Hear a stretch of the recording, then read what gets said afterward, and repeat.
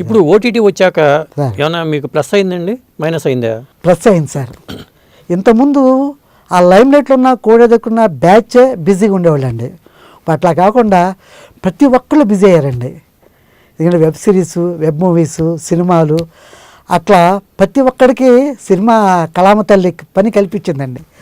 ఆ కళామ తల్లికి నిజంగా ఎన్నిసార్లు ఏ రకంగా కృతజ్ఞత చెప్పాలో అర్థం కావట్లేదండి. ఇది నిజంగా మనం కృతజ్ఞత చెప్పాల్సిన వరకంటే ముందు ఫస్ట్ నిర్మాత అనే దేవుడికండి.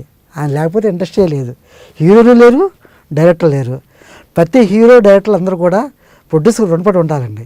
అది ఎన్టీఆర్ గారి దగ్గర నుంచి, అక్కినేని నాగేశ్వరరావు గారి దగ్గర నుంచి, సోమబాబు గారి దగ్గర నుంచి, కృష్ణ గారి దగ్గర నుంచి, కృష్ణరాజు గారి దగ్గర నుంచి, మోహన్ బాబు గారి దగ్గర నుంచి, వీళ్ళందరి దగ్గర నుంచి కూడా ఈ కొత్తగా వచ్చే హీరోలంతా కూడా వాళ్ళ ఇన్స్పిరేషన్ తీసుకోవాలండి. ప్రొడ్యూసర్ అంతా గౌరవించేవాళ్ళు, ప్రొడ్యూసర్ దేవుళ్ళు. ప్రొడ్యూసర్ రాగానే లేచి నిలబడి 2 చేతులతో నమస్కారం పెట్టేవాళ్ళు. వాళ్ళు చిన్న ఏజ్లో చిన్నవాళ్ళని సార్, అదేంటండి మీరు హీరోలు కదా అంటే, మీరు మాకు దేవుళ్ళు, అన్నం పెడతారు మాకు అని అనేవాళ్ళండి. అది వాళ్ళ సంస్కారం ఇదండి. అది ఇప్పుడు ఒక ప్రొడ్యూసర్ గారు అన్నారు, అసలు అంటే పెద్ద రామానాయుడు గారు లాంటి వాళ్ళు అనేవాళ్ళు అంట. అదే సార్, ప్రొడ్యూసర్కి ఇప్పుడు మనం చెట్లకి వెళ్తే వాళ్ళకి ఇష్టం ఉండలేదయ్యా అని చెప్పి అన్నారంట.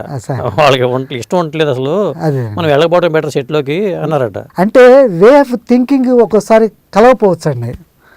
అంటే వీళ్ళ ఆలోచనలకి మేకింగ్కి, వాళ్ళ ఆలోచనలకి వాళ్ళ మేకింగ్ అనేది డిఫరెంట్గా ఉండటం వల్ల ఆ మేకింగ్కి వాళ్ళు రీచ్ కాలేకపోతున్నారు కొంతమంది ప్రొడ్యూసర్లు. వాళ్ళు ఎంతసేపు కథలు నమ్ముకుంటారు తప్పితే మేకింగ్ మీద కొంత నాలెడ్జి కొంతమంది తక్కువ ఉంటుందండి. ఇది కొంతమంది డైరెక్టర్స్కి ఎక్కువ ఉంటుందండి.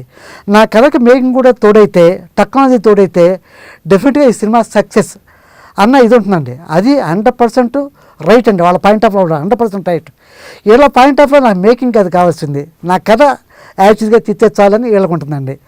ఎవరి పాయింట్ ఆఫ్ వ్యూ వాళ్ళు కరెక్ట్ అండి. అదండి. టోటల్గా మీరు ఎన్ని సినిమాలకి పనిచేశారు కోఆర్డినేటర్గా? నేను యాక్చువల్గా 50 ఫిల్మ్స్ వరకు వచ్చేసానండి. అంటే అసిస్టెంట్ డైరెక్టర్, అసోసియేట్ కోఆర్డినేటర్ అయితే ఇంకా చాలా ఉంటాయండి. అంటే నేను కోఆర్డినేటర్గా 50 అంటలేదండి, నేను టోటల్గా 70 ఫిల్మ్స్ వరకు నేను చేసి ఉండొచ్చండి. అంటే అన్ని లెక్కేసుకొని కదా. దాంట్లో బాగా పెద్ద హిట్లు ఏమున్నాయి మనకి? చిత్రం బళారవి చిత్రం, గాంధీనగర్ 2వ వీధి, మెరుపు దాడి, అట్లాగే సుడిగాడు, అట్లా కొన్ని సినిమాలు ఉన్నాయండి.